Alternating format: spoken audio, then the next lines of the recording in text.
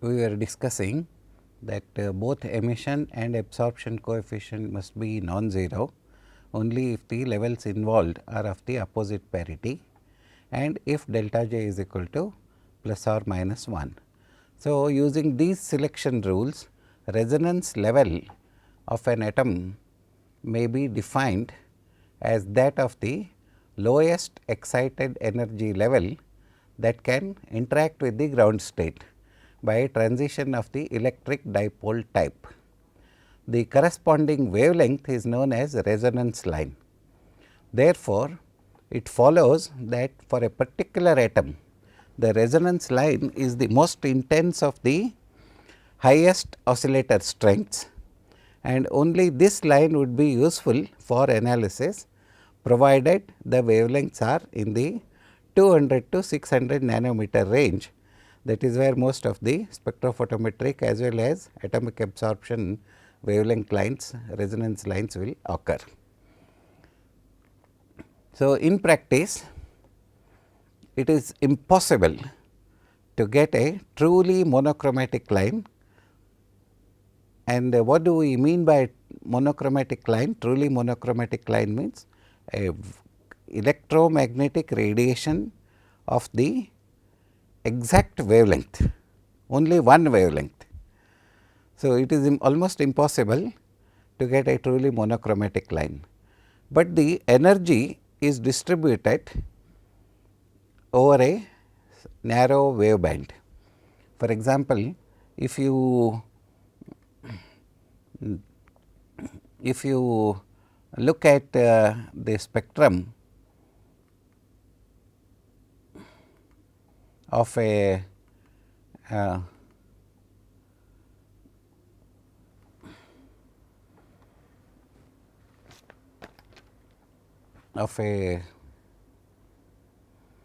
monochromatic radiation, the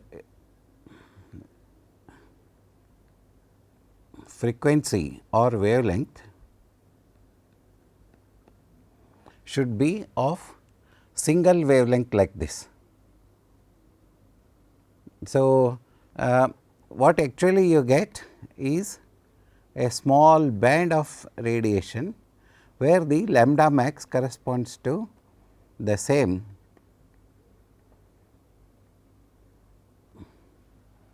as the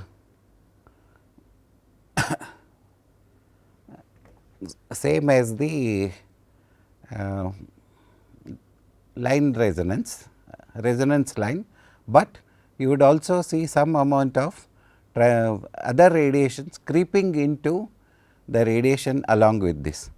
Now, you can imagine that the energy also is distributed symmetrically over a small narrow wave band.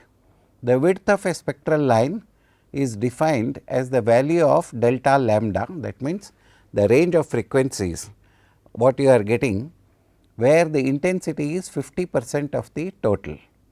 This is called as half width. The shape and size of an absorption or emission band is affected by several factors such as natural broadening, Doppler broadening, pressure broadening and electric or magnetic field broadening, etc. These are the causes for a line spectrum to be converted into a band spectrum, and band spectrum is always associated with half width, and that is what we are discussing. So, like this, in this figure what you are seeing is I0 is the wavelength what you need, that is the resonance line, but what you are getting is a group of wavelengths starting from lambda 1 to lambda 2, of which the midpoint corresponds to lambda 0. This also happens to be the maximum intensity line in this case. So, the half width is half the height of I0 corresponds to this I0 by 2, and the wavelengths corresponding to this is known as band pass width. This we have discussed earlier in molecular absorption also.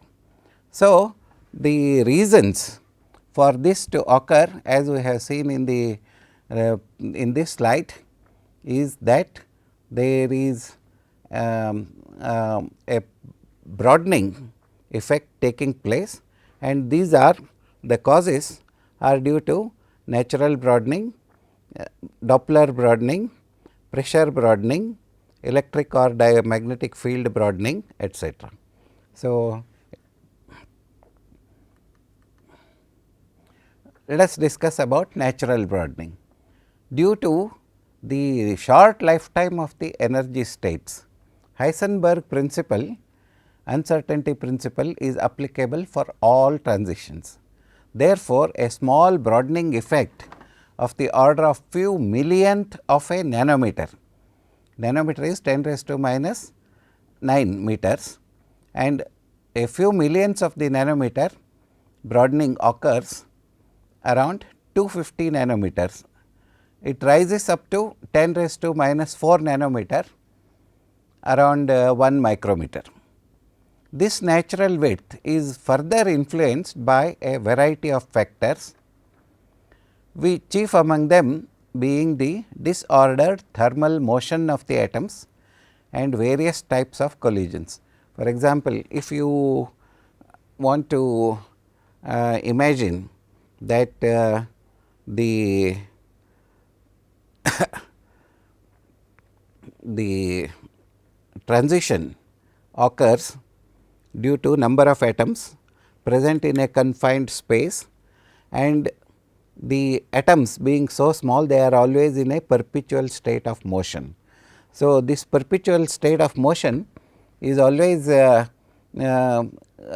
referred as the disordered thermal motion of the atoms. It is due to the temperature as well as various types of collisions, because the atoms in a confined space are not stationary, but they keep on moving here and there, and they can hit also each other, and then there could be elastic and inelastic collisions taking place. So, this is due to natural broadening, and then we have Doppler broadening. Doppler broadening is essentially the broadening occurring due to the movement of the source of the signal with respect to the observer. Now, here I have shown, you can imagine simple conditions, like if you are standing on a railway platform, if a train is coming towards you, you will be hearing the sound, increasing sound until it reaches you, but after it reaches, after the train passes you, the sound will keep on diminishing, and this effect can be schematically shown like this, that train is moving like this, you are standing here where photon detector is written. So, the sound keeps on increasing and you will be feeling more sound. When it is going away from you, the sound intensity decreases. Same thing happens with respect to the radiation also.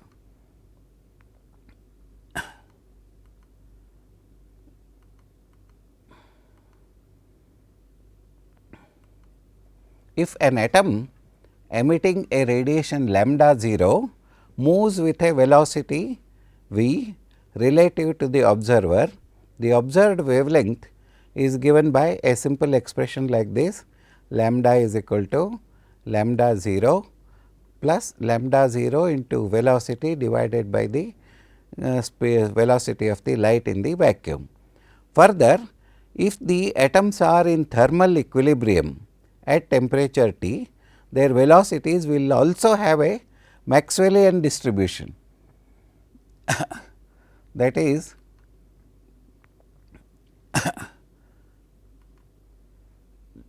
they will be distributed around the central frequency.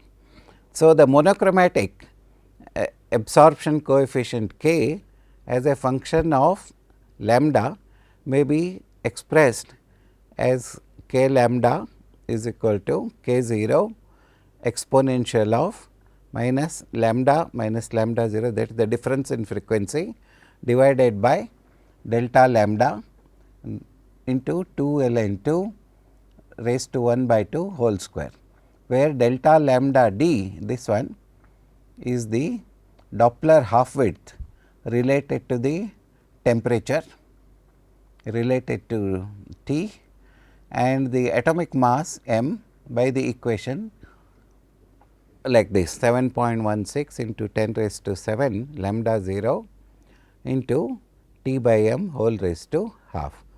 The line is thus shown to have a Gaussian profile. Now, what do you understand by Gaussian profile?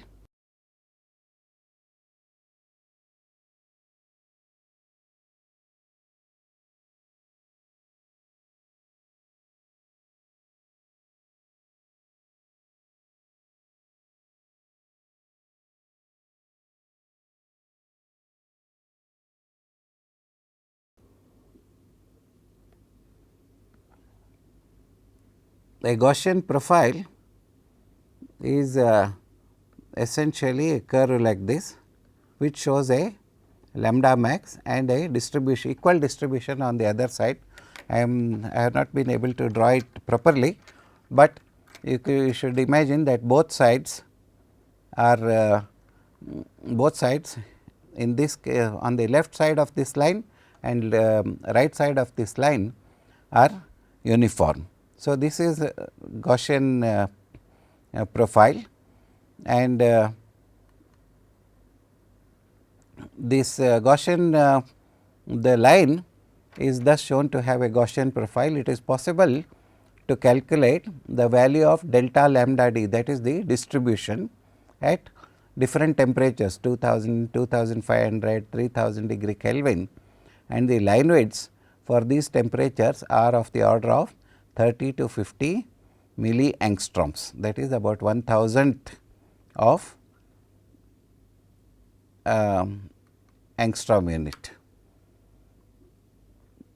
So, other types of broadening occurs in the when the atoms are in the vapor state. They are because they are in a perpetual state of motion, and collision among the atoms is inevitable. Therefore, it causes radiation quanta of slightly differing frequencies to be absorbed or emitted. That means, again the absorption does not occur at the exact wavelength, but slightly to the left or right of the frequency graph, and several types of particles may be involved in the collisions. For example, interaction of electrically charged particles causes line broadening known as Stark effect. That means, the atoms are not neutral, but electrically charged particles.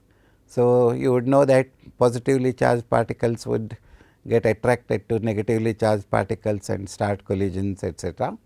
And this kind of transition collisions are known as Stark effect. Then sometimes collisions between uncharged atoms also can because of their thermal motion, but no chemical reaction, they lead to van der Waals effect. These are very weak collisions, and van der Waals forces are also very weak, but collisions nevertheless. So, collisions between atoms of the same type leading to resonance broadening is known as Holt's mark. Suppose you have a matrix of a number of elements, then cadmium, titanium, thorium, cerium, etc. If you take a sample of water, sea water, then you will have calcium, magnesium and many other elements. So, the collision between calcium and calcium atoms, that is of the same type, leading to resonance broadening is known as Holt's mark effect. Since it is difficult to differentiate between these three effects, they are collectively referred to as Lorentz broadening. So, we have Doppler effect and then natural broadening and then Lorentz effect occurring all the time whenever you produce a group of atoms in the ground state. Now, the broadening of spectral lines actually reduces the lifetime of the excited state of the atoms. It also increases the line profile of the radiation because of the Gaussian distribution. The monochromatic absorption coefficient of the electromagnetic radiation at a wavelength lambda, that means, if this radiation is to be absorbed by a group of atoms, the absorption coefficient is given by this equation, that is k lambda is equal to k 0 divided by 1 plus 2 into lambda minus lambda 0 into delta L whole square. Now, here k 0 is the maximum absorption coefficient and delta L is the half width. The profile of this distribution is slightly flatter than Doppler broadening, but both are almost of the same order. Therefore, the half width delta L in this equation is thus a fraction of the frequency of collision, that is number z, number of collisions, which in turn is again a function of the temperature. Higher the temperature, more is the number of collisions, lower the temperature, less is the number of collisions. And for collisions to occur and cause broadening, we also need the effective collisions. That means, the atoms should not just graze each other, but they should hit each other squarely, and this is known as effective cross section, that is defined by delta lambda is equal to effective number of collisions z and lambda 0 square divided by pi into c. So, it may be noted that both Lorentz broadening and Doppler broadening occur simultaneously, resulting in a similar profile, but broader profile. Both of them put together, we get what is known as a Voigt profile, and it is not just a Gaussian profile, but it is a slightly different Voigt profile k lambda, which may be mathematically expressed as k lambda is equal to k 0 into a divided by pi and an integral of e to the power of minus y square divided by a square plus w minus y whole square dy, where a is given by these expressions. Now, this is slightly complicated expression derived from several other considerations. We will not go into the details of these derivations, but we will understand that the profile of a resonance line is never a single line, but it is a broad profile, something similar to Gaussian distribution, but slightly different, which is known as Voigt profile. Now, the curves are actually symmetrical with a maximum at lambda 0. Apart from Doppler and Lorentz effects, line broadening also occurs due to nuclear spin. We have not considered nuclear spin so far, because mostly the movement of the electrons is much more compared to nuclear movement. So, because the nucleus also is spinning, many resonance lines occur due to nuclear spin, and this nuclear spin results in what is known as very fine splitting of the lines, known as hyperfine splitting. So, suppose there are atoms of the same element, but different atomic weight, but a same atomic number, then we have what is known as isotopes, and these isotopes also shift the resonance lines, contributing additionally to the line broadening. So, these effects are also significant, but not so prominent as Doppler broadening, natural broadening and collisional broadening, etc. So, in essence, what we are trying to say is that the sum total of all these broadening effects is of the order of about 0.00052 to 0.005 nanometer. That means, it is a very small one, but still significant enough, which increases the broadening, the range increases with increasing temperature and pressure. So, if the atom population is subjected to very high temperature, the broadening increases more. That means, your chances of getting a monochromatic line are so much less. And then if the atomic population is also under pressure, then also this broadening increases because of the increase in the number of collisions taking place. So, the significance of the peak width at half the peak height has a profound effect on the emission characteristics of radiation sources, especially hollow cathode lamps, which we will be discussing later. Now, you can imagine how do we go about effecting atomic absorption. So, what we need is, based on the quantum mechanical physical description given earlier, rigorous mathematical expressions have been derived to determine the absorption coefficients, its variation with n, f and L, effect of monochromator bandwidth and also of optical density. We can derive all these equations. However, for practical purposes, it is not necessary to quantitatively define each and every term what we have discussed earlier, because for practical purposes only a physical understanding of these phenomena is more relevant, which may be we can interpret as follows. Now, the discussion what we had earlier about natural broadening and all these things can be summarized like this. What we need is a very narrow frequency interval is essential for the atomic absorption of the resonance radiation. However, it is impossible to isolate and obtain high intensity of illumination, especially corresponding to 0.0005 to 0.005 nanometer, single wavelength essentially.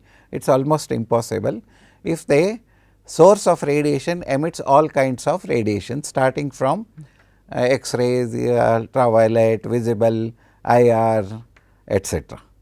So, it would be, even if you are successful in obtaining a single wavelength, it would be too weak to be of any practical use, because the intensity would be low, strength would be low, and the detection would be difficult, and isolation would be difficult, and absorption will be difficult. So, that it is of practically it is of no use. So, how to overcome this difficulty? For this, Walsh has recommended that suppose you use the radiation source made of the same element that you want to analyze, then it is necessary, because if you are able to excite a radiation from a given atom which you want to analyze, only the element specific emission lines would be obtained from the element, and you will have to just filter the resonance line and use it for atomic absorption. So, the whole process has become very simple if I can make an element source as a source. That means, if you want to determine copper, you must have a copper filament as a source and a bulb made of copper. If you want to determine iron, you need to have a filament made of the iron as a cathode, and it will emit only the iron lines, and they are, because they contain emission lines as well as a continuum. What we need is only an emission line, not the continuum.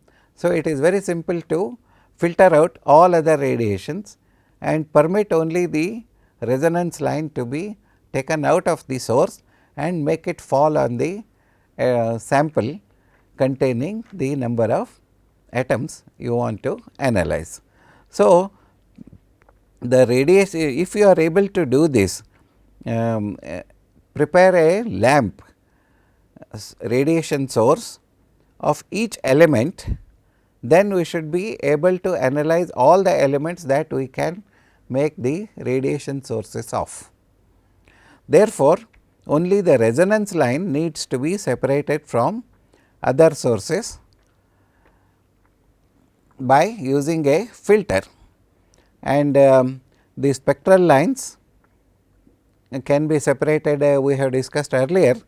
We can use a filter, we can use a monochromator, and we can use a grating, and all those things are possible, and it is required only to separate the resonance line, and that will lead to this thing, separation. Now, assuming that a monochromator isolates a spectral band delta S covering the absorption line lambda 0, that is your resonance line, the total spectral energy received by the detector also should be much more, should be significant.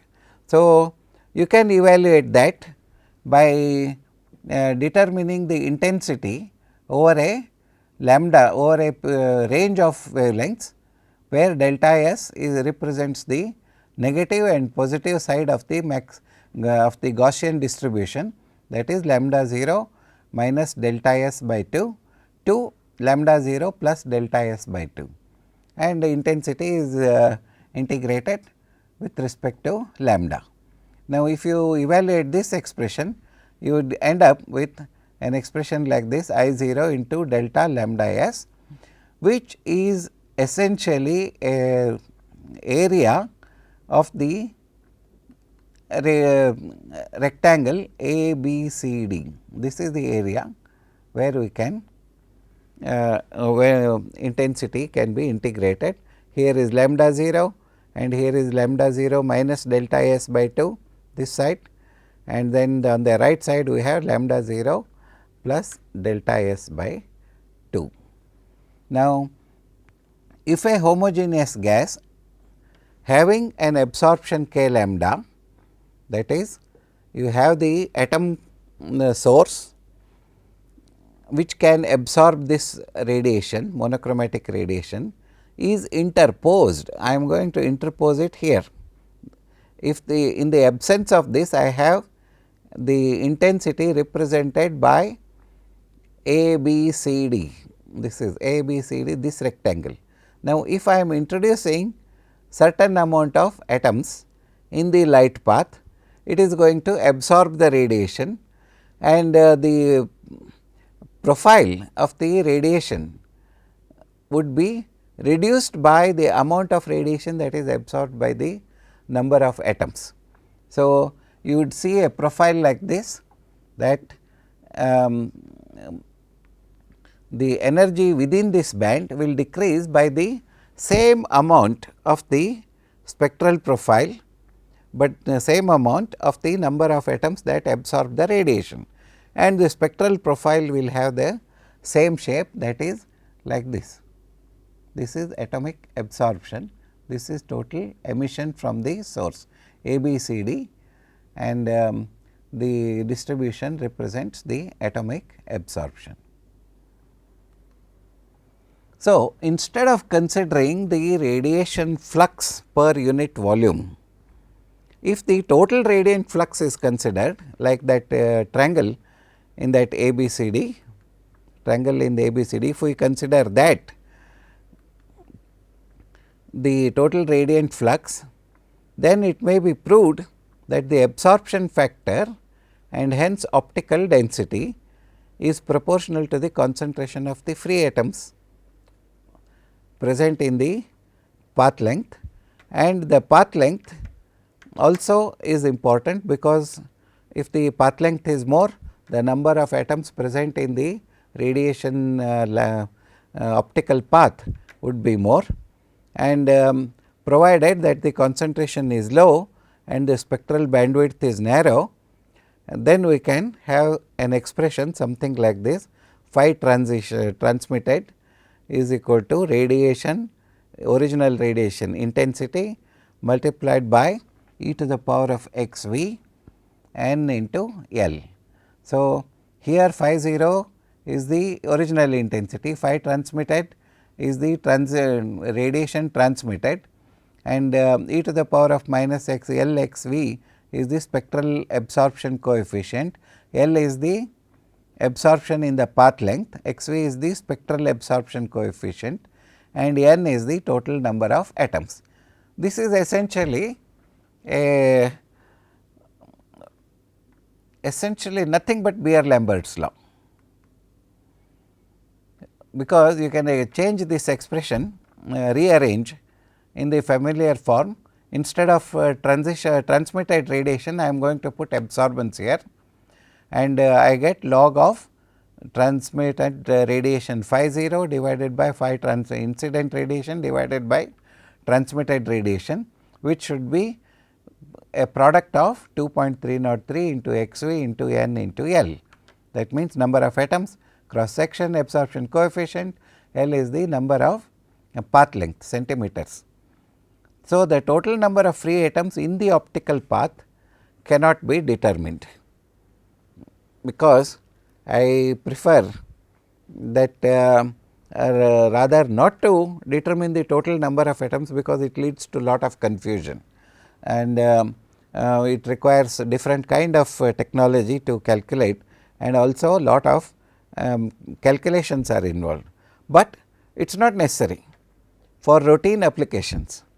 So, what we do is, just like in any other spectroscopic technique, we measure the atomic absorption as a relative technique.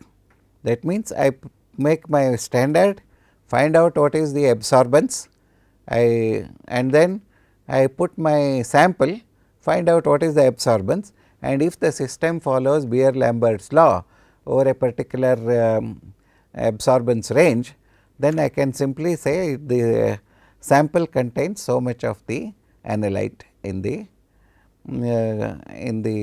atomic form. So, the physical conditions for the highest sensitivity we can summarize now. Now, what happens? We need an absorption line, and the resonance line should have the lowest energy state and highest population of the atoms in the ground state, because absorption can occur from the ground state to excited state. Therefore, highest number of atoms should be in the ground state rather than the excited state. That means, I must be able to produce atoms in the ground state. If several resonance lines are there, the one with the highest oscillator strength has to be chosen. That means, most intense atomic absorption line we need to choose. Then I can employ a source of radiation that emits a line of the same wavelength, but lower half width. Now, path length I can increase, I can have 2 centimeter, 3 centimeters, 5 centimeters, up to 10 centimeters. I can take a tube, introduce the atoms in the tube. So, make the optical path to go through, then I should be able to obtain Beer-Lambert's law, that is linearity of the absorbance with respect to the concentration, and the absorption also can be used for determining the unknown, same entity. Now, employing these conditions, we can construct an atomic absorption spectrometer. How do we do that? We employ these conditions. What we need? We need to construct an atomic absorption spectrometer using a hollow cathode lamp made of the same element as the analyte. We have to construct one lamp of the element what you want to analyze. Then you have to have an atomizer. That means, the sample must be broken down into small particles which can produce atoms. So, the sample has to be broken down to produce a population of the ground state atoms, and then we need a monochromator with an entrance slit and an exit slit. You do not need a monochromator initially, because basically you are taking the hollow cathode lamp output, which corresponds to only one wavelength, and the detector subsequently you are going to put your sample in the path of the monochromator radiation, and then you need a monochromator to remove all other radiations except the hollow cathode lamp resonance line output. And then once you have that, you can have a detector for the measurement of radiation intensity, followed by an amplifier and readout device, etc. So, the schematic diagram of a system atomic absorption spectrometer is shown here. What you need is a source, then you need your sample in the form of atoms, which we call absorption cell, and the radiation must pass through that, and here the atomic absorption will occur and the intensity of the radiation will decrease, but there will be other radiations coming from the absorption cell which need to be filtered out. Therefore, you need a monochromator again to remove the unwanted radiation except the source hollow cathode lamp resonance line, and then detector you need, amplifier and display. So, this is how the architecture of an atomic absorption should be defined.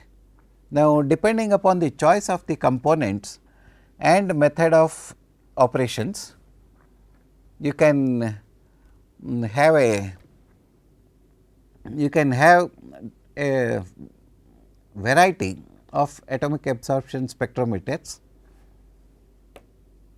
and these are all the systems what you know already. We can have a single beam DC instrument, that is simplest arrangement. The earliest AAS instruments were of this type, that means you take a single beam and put your blank, put your sample and put your standards, measure the absorbance, construct a calibration curve and then determine the unknown by putting it in the same cell. Then you can have a single beam AC instrument by applying the pulsed current to the radiation source, or by mechanically chopping by putting a fan and then radiation passes through, etc. Before it enters the absorption cell, you can have a single beam AC instrument atomic absorption. Then you can have double beam atomic absorption AC instrument. Here what we do is we use a rotating mirror or a chopper, and then the radiation is passed alternately between the sample and non-sample, that is flame and non-flame, because in general in atomic absorption we use flames to produce the atoms. So, then it is possible to construct a double beam instrument. So, here what do?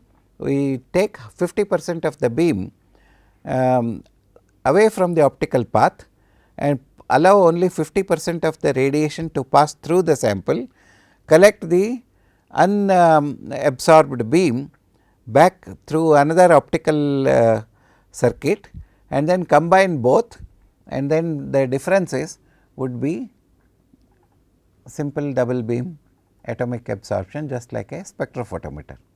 Then both beams are to be recombined by using a semi transparent mirror placed behind the flame. The electronics of the system can be designed to yield directly the ratio of the transmitted radiation flux to that of the incident radiation flux, and the stability is also better, because whatever changes occur during the operation will be reflected in the double beam all the time. So, any change in the intensity would always be compensated by the blank reference beam. So, here I am showing you this is the radiation. So, electronics part A is the electronics part, and here this is known as number 1. It is common in all the 3, that is hollow cathode lamp. First one is single beam AC, single beam DC, second is single beam AC, third is double beam AC. Atomic absorption spectrometer designs schematics.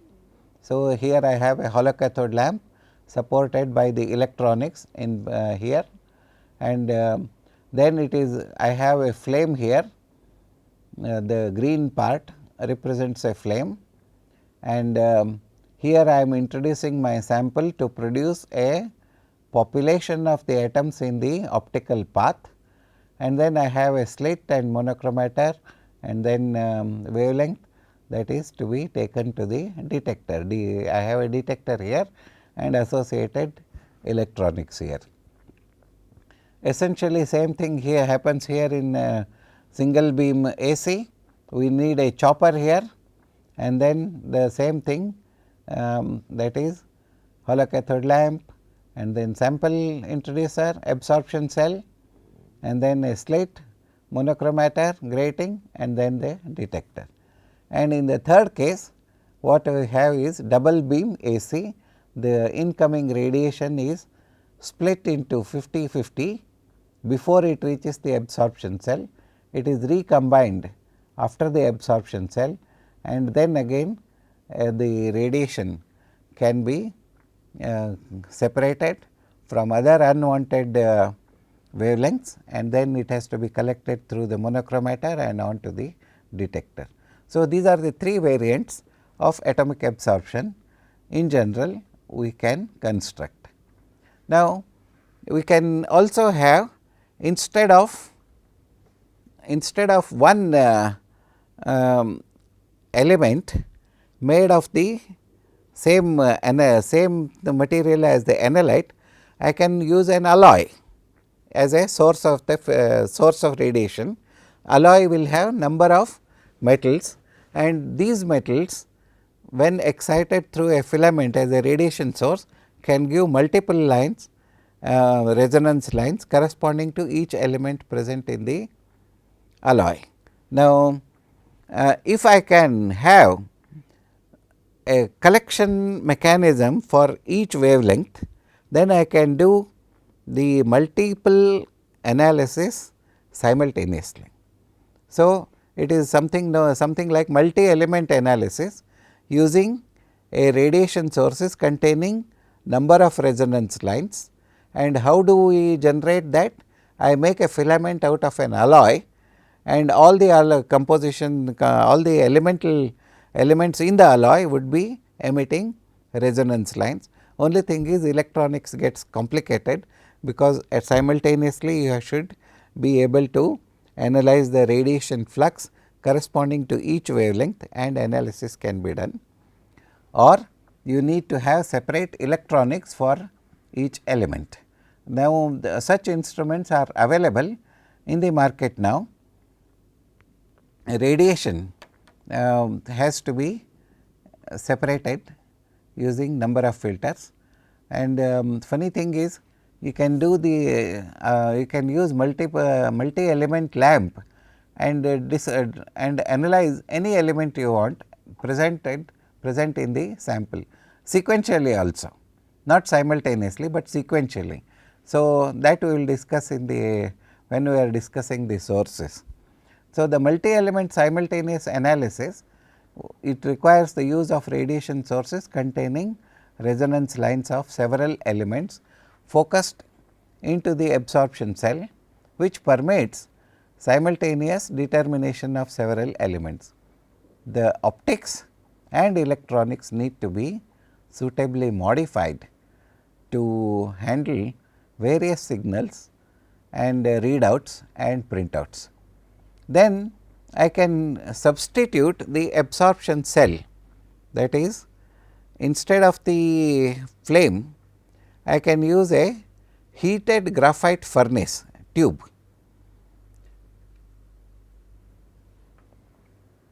And generate the same subject. Graphite is a conducting material.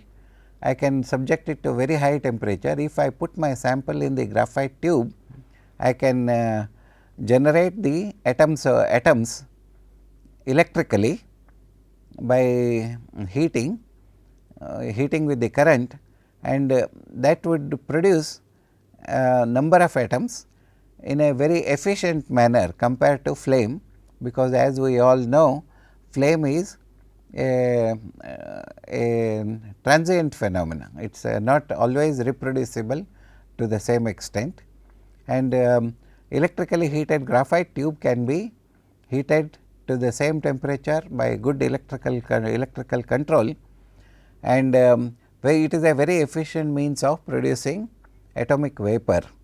So, this technique has gained wide popularity since last 15 years, permitting the quantitative determination in ppb levels, parts per billion levels. This is known as electrothermal atomic absorption spectroscopy.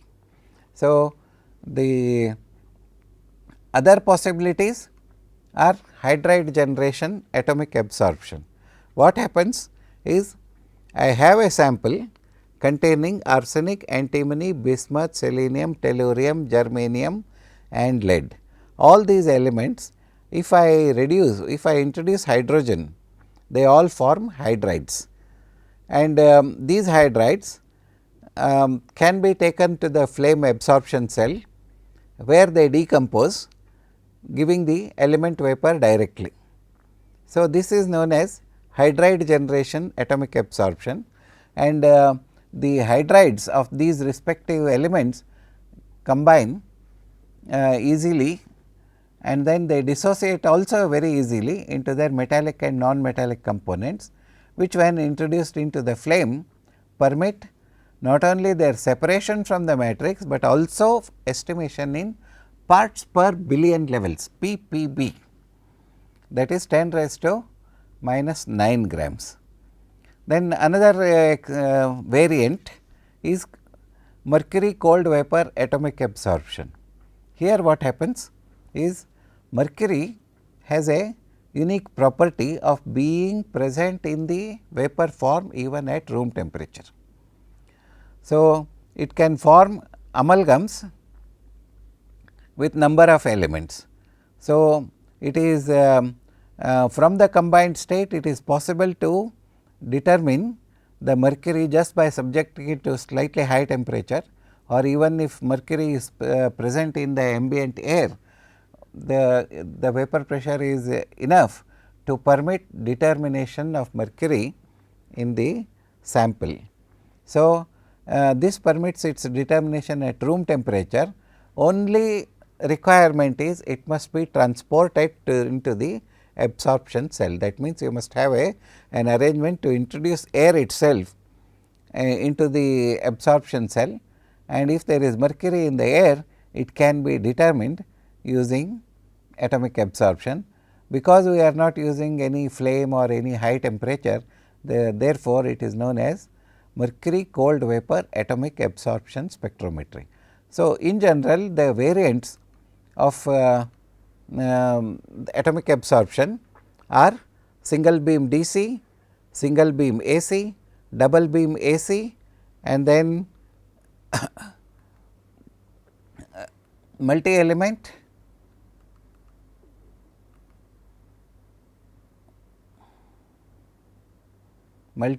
analysis, a simultaneous atomic absorption, and then electrothermal atomic absorption, and hydride generation and mercury vapor cold vapor atomic absorption.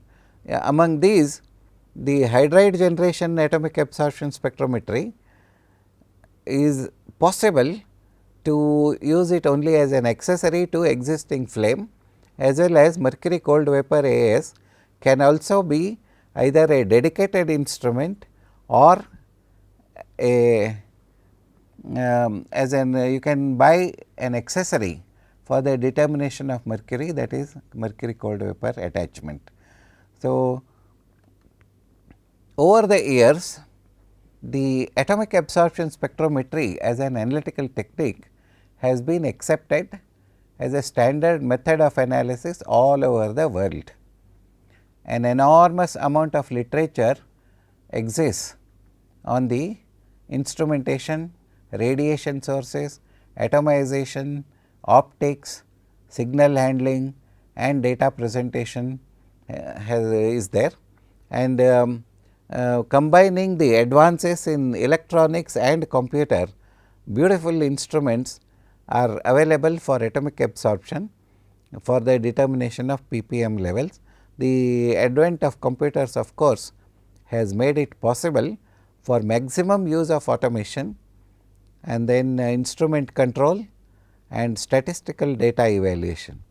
On an average, more than 500 research papers are being published every year on the application of atomic absorption spectrometry to various matrices every year. So, you can appreciate that the atomic absorption spectrometry is a very versatile technique. Now, we shall discuss the details of the detailed aspects of atomic absorption spectrometry. So, let us try to understand what we have discussed so far. Atomic absorption spectrometer is the measurement of the absorption of electromagnetic radiation by the atoms in the gaseous state. Free atoms, if they are there, they do not undergo vibrational and rotational transitions, but they undergo only the electronic transitions, and such excited electron may return to the ground state by atomic emission, atomic fluorescence or atomic absorption. We are discussing only the atomic absorption for the time being. So, the various energy states of the atom are described by n, l and inner quantum number j, and magnetic quantum number m and spin quantum number are also there. So, selection rules usually permit the orbital angular momentum to vary by plus or minus 1. If it varies by plus or minus 2, atomic absorption does not occur, and n can be any number, that is principal quantum number n can be any number. So, for sodium atom, the most loosely bound electron is designated by 3s2 and s half, and this can go over to 3p2 p half and 3 by 2, 4p2 p half p 3 by 2, or it can go to any of the p orbitals represented by other quantum numbers as 5, 6 etc. Here I have tried to represent some of these transitions. This is the ground state 3s, and here it is 3p, 4p, 5p etc. So, all these transitions are possible, permitted also. Since all elements can be excited to their next higher energy level, in theory any element can be determined by atomic absorption spectrometry, any element in theory, but there is a small rider. Below 200 nanometers, analysis, that is in the vacuum ultraviolet region, arsenic, selenium, iodine, sulfur, phosphorus etc. present difficulties, because their resonance lines are in the vacuum ultraviolet region somewhere between 190 and 200. So, these things do not even though they are being determined, but they present difficulties because of the optics this thing. And cerium, thorium and many other refractive elements, it is very difficult to produce atoms using the flame. So, these elements present difficulty in atomic absorption using flames, and then obviously artificial and radioactive elements we cannot analyze because of the obvious reasons, because radioactive elements are difficult to handle and there are other ways of determining the such elements. So, we need to find the a way to produce number of atoms in the ground state, and this we will be doing using a flame and to produce high temperature, and into the flame if we are able to introduce the sample, the water the aqueous content or water content will evaporate and then it will produce the compounds, and these compounds may decompose and produce atoms, and once these atoms are produced they can be taken for atomic absorption. How we can do that we will discuss in the next class.